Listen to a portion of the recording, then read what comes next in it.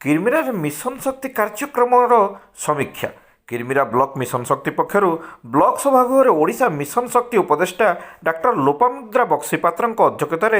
समीक्षा और सचेतनता शिविर अनुष्ठित हो जाइए। ब्लॉकर समस्त एमबीके सीआरपी और बीएलएफ मेंबर मानू उपदेष्टा राज्य सरकार एसएचजी मान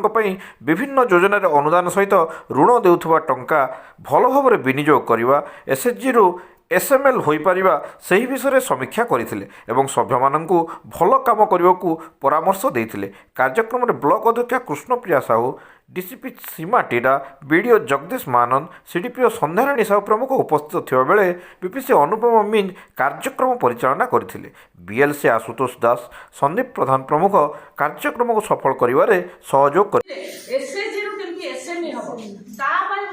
प्रस्तुत करवा दरकार कौन अर्थर आवश्यकता अच्छी कौन स्किल ट्रेनिंग सीएलएफ मान सहित with community cadre block level federation प्रति मास 1.5 मास थे आपण एबे आज है जनवरी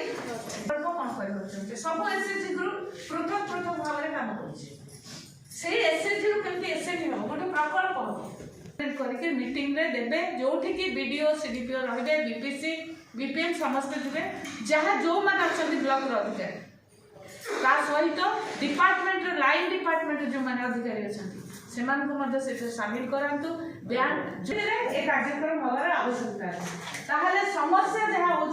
काम कला से समस्या समाधान इमिडिएटली आम गोटे जिन शुणु आम पाखे छोट कथा किरोसिन भी ना किरोसिन मिलूनी किए कौन आमको कोल्ड स्टोरेज दरकार किए दूर रही